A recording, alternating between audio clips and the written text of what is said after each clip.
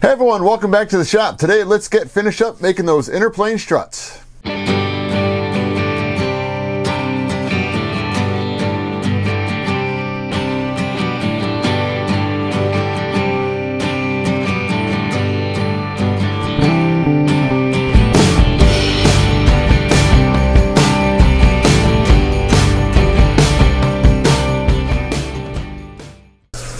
Okay, before we begin, let me let you guys know this is Bud from the future.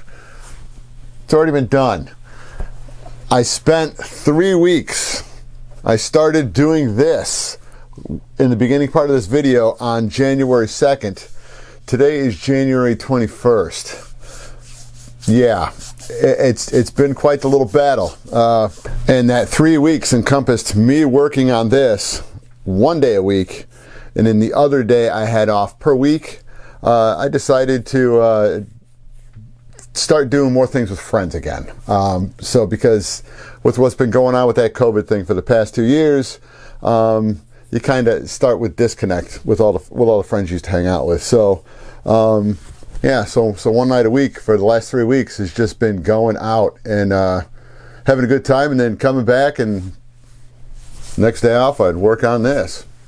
So when I originally planned on starting to cover this plane by the end of this month, which would be, pretty much next weekend, I'm probably about 2 weeks behind where I want to be on it right now. So as of right now, we're kind of looking somewhere around mid-February. We'll start covering her because there's not much left to do on this one. It's a lot of little stuff, and the little stuff takes a long time. You'll pretty much be getting a good idea on how I'm going to go ahead and do it. And then, as per usual, I'll bring it back just to show you how everything came out. But of course, because there's still battles we have to do with the fuselage, that will be addressed when I'm taking care of the tail section on the plane, and then making sure that I've got everything taken care of, so that when it comes time to put the electronics in, push rods, control rods, everything will be set up, ready to go, and it'll go through real quick. In the first clip that's going to come in, that was from January 2nd, and that's where I was discussing measurements. And January 2nd, I was okay with the bottom wing where it was at. I think I said it was a little less than 1/8 of an inch from wingtip to wingtip. It was just a click over 1/8 of an inch, so it was just a little bit more. But when it came time for me to go ahead and do the end struts, I decided that I wanted perfection on the bottom wing, because I fought so long to get perfection on the top wing, so that wingtip to tail was right dead on for the top wing. So I had to make the bottom wing the same. So it took me about 2.5 hours, and that was last week. That was the 16th when I got all of that stuff taken care of. And there's going to be a couple other little things that I didn't make perfectly clear to you guys when the time came when I was soldering everything into position. I was talking about my little aluminum pieces. This is what it was. It's a real thin gauge aluminum. I can measure, let's measure it right now. It was a very thin gauge aluminum that I happened to get from a friend that has had, yeah, so this is, it's I don't know if you can see it, it's 13 thousandths thick aluminum, and it was just flashing. So what I did is I put this down between the wing struts, as it went down where I had to solder in the little, let's just call them the little bars. So where that went through, the rod went through the bar, hit this, then it went into the wood. And the reason why I did that is because with the amount of heat that I was going to be putting into the solder joint, I didn't want to burn the wood. And granted, yeah, it was on plywood and it wouldn't affect a thing, but I've done this in the past and I will continue to do it in the future. Y'all know copper and aluminum are very, very good transfers of heat. So what this was doing is this was taking the heat and everything, because I mean this one here, let me get when it was used. This one was used. So what it did is it took the heat and radiated it out to the outside. So when you flip it over on this side, you can't tell that it got hot. So so the wood and everything else came so nothing ever happened to the wood. So always think about that. 13 thousandths, and you're going to say, hey, that's 13 thousandths top and bottom.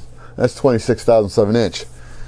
I will be putting fabric on here. I will be putting paint on there. So by the time you add all those things up, it's going to be pretty darn close to what we're looking for. And if it's only a couple thousandths difference, where it's going to go ahead and have to pull the wing up, the bottom wing up or the top wing down, you're looking almost 3 feet away from the center line of the fuselage. So that few thousandths of an inch isn't going to hurt anything. So that's just a good heads up. If you guys are going to do that sometime in the future, see if you can find some flat, some really thin aluminum. I think it was either flashing or it was something that I possibly got from, either it was a friend of mine, Larry DeRubo, whose dad used to have a Taylorcraft. I don't know if I got it from him. Could have been Paul. But it was not Mike Kellner who's doing the B-17 bomber, because I don't think they use 13 thousandths aluminum on anything there. So with that little tidbit of information, let's go ahead and get the ball rolling. Alright, I'm hoping this is going to work. Let's see what kind of contortion I'm going to have to get myself into to get this to work out nicely. So this is the approximate angle we're looking at, and we need to go to the outside one, which is right here.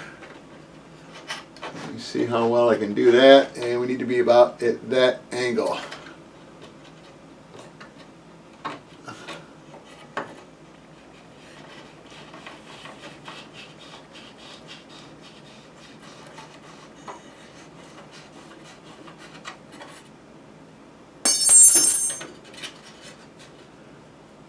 And contact.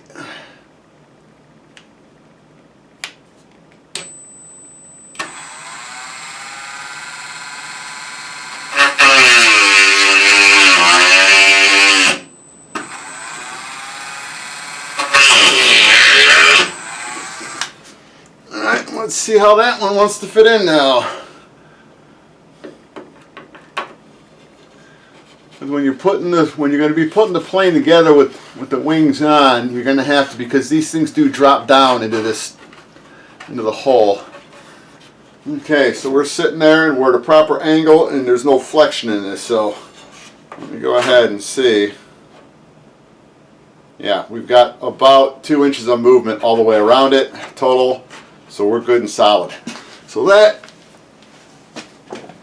is at the proper angle, going all the way down from the bottom wing up to the top. So this one here, this one's set. Now we're going to come on over here and get the one set up on the rear part of the wing, because the other hole on the other side will be drilled straight down through, and that's where we're going to have the 440 T-nut coming up from the bottom. All right, they're in. I got the bottom wing within 1/8.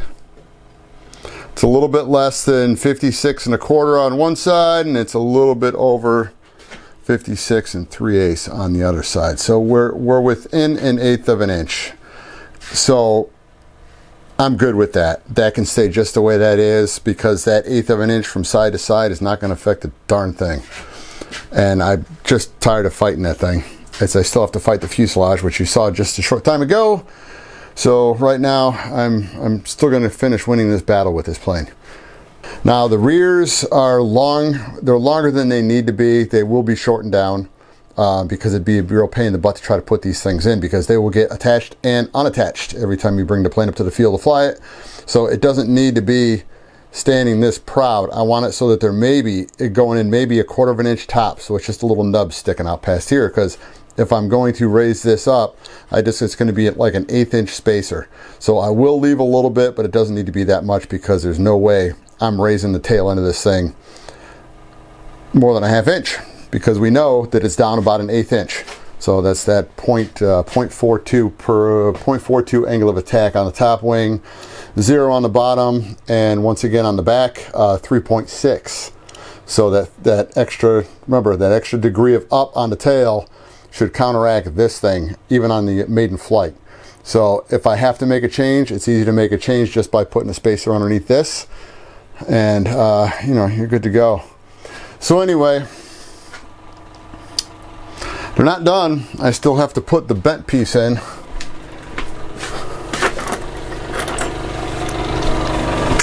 I still have to put these things in. see if we can do this so you can kind of see it, because I have no idea how they're going to lay in here. They're going to go something somewhat like this on the inside. So these need to be, I've got to go ahead and put solder in where you attach the screw through. So the 440 will be going straight down through these other holes. Going to go ahead and we're going to wrap it with our copper wire. And then once the copper wire's around it, because these will be kind of pre-tinned into place, and then I'll wrap it in copper and go ahead and tin it all the way around, and these things will be solid. And as soon as you go to put it in the plane, you're going to set pretty much the bottom, you're going to put it in the bottom wing, and it's going to sit on the bottom wing.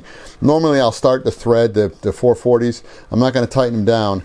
Then you're going to get the top wing on it, and you're going to have to, and this is where it's very kind of touchy. You have to really watch what you're doing because you don't want to poke holes in the bottom of it. You can kind of get it somewhat set in with the screws holding the top wing somewhat solid. I try very hard not to do that. I like to have a little bit of up and down play. So if I had this thing set up on this side where I can have it where it's just a couple threads in the fittings holding this in, so they're not, you know, they're not all the way up, they're just down, so they've got a good 1/4, 3/8 inch of play. I can have it just holding it here in position, but still be able to lift it up. So when you're putting the sides in, the end struts, aka the interplane struts, you're going to have this almost 1/2 inch up and down motion on the top wing. So the last thing you want to do is go ahead and punch holes in the bottom of a wing and then take it up for a flight. As per usual, sorry about the bad lighting. I had to unplug the light that's shining from this angle to get the soldering iron heated up. So I've got everything put in place. I've got my little aluminum pads. That's just so I'm not going to go through and burn the wood. Plus we're putting flux on there, and I don't want the flux getting down and getting into the wood. So what we'll do is we'll get this side tacked in. It's not going to take me much time at all because the iron's screaming hot. And then as soon as I get the other side tacked on the bottom, I'm going to flip this thing upside down, and then we'll get the top taken care of. And then we'll come in with the diagonals. And these will be, I'll clamp these into position where I want to have it sitting at the height. And then I'll come in and I'll just tack each end of it. And then as soon as it's tacked, I'll come in with the copper wire, and we'll go ahead and we'll get those things soldered in as well. And we've got the good old-fashioned 1980s soldering flux. We'll go ahead and put just a little bit. I don't need much on this. I'm just going to put the minimum amount on each side just to get it, because it's tight. I'm not trying to fill a gap.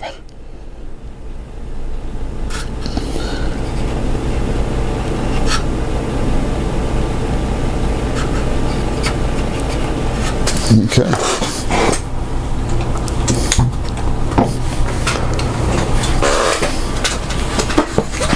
I had to go ahead and retin this because it was so corroded. I just went ahead and just sanded it down and got it retinned, so we're good to go. To get started, I'm going to go ahead and start adding heat to the actual wire because the wire's thicker than the little metal pad on the bottom. And as soon as I can get enough heat, and right there we've got solder flowing. And we're looking pretty darn good right now. Okay, that one is, let me get this side real quick. All right, that is done.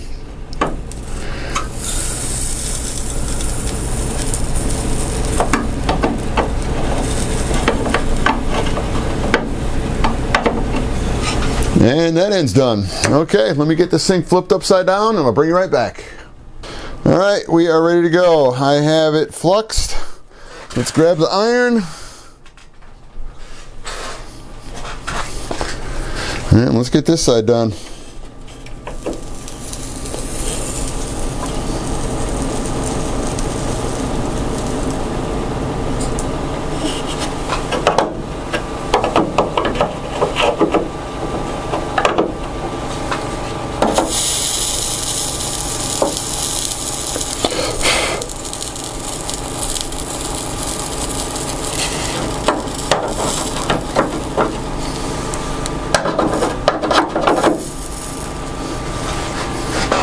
Okay, we're done. Okay, we are ready to go ahead and tack these into position. I just want to make sure that everything is lined up, because as soon as I put heat to it, I don't want anything to move. So let's go ahead and throw some flux on it. Bring the soldering iron over and we'll see what we can do here.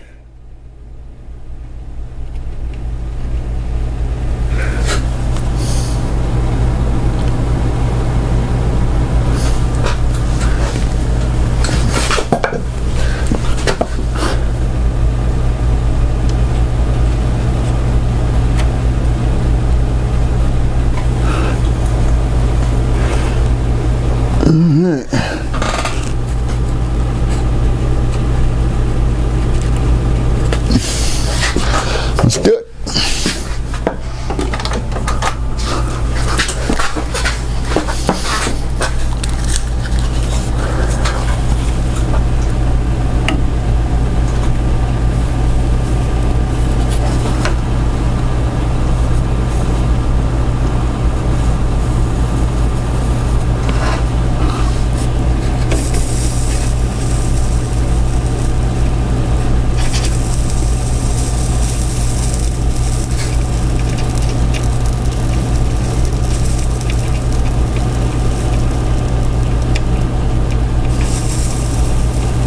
Solder start flowing. There we go.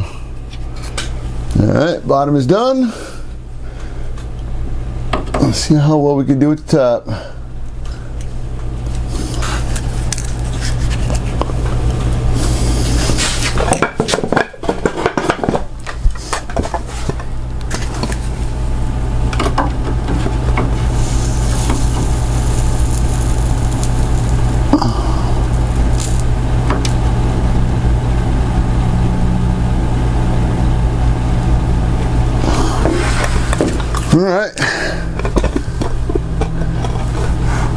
Alright, as soon as everything cools down, we're going to go ahead, I'll go down the other side and get the other side taken care of, and then I'll bring it back when we'll get this side wrapped and finish it off.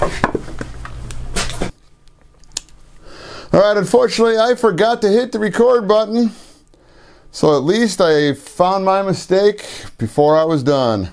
This is the very last solder joint, so I've got it wrapped up in copper and it's all fluxed, and let's go ahead, get a little more on the iron, and this should take only about 20 seconds because it is hot. So let me go ahead, crank this up, a little more solder.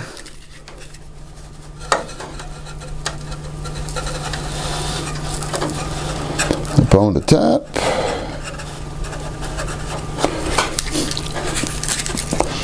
Let's just kind of flood it down in between. Let's get it solid. And there we go. The Interplane struts are done. Of course, I got to put all the wood fairing and everything else in there, but structurally, everything is complete.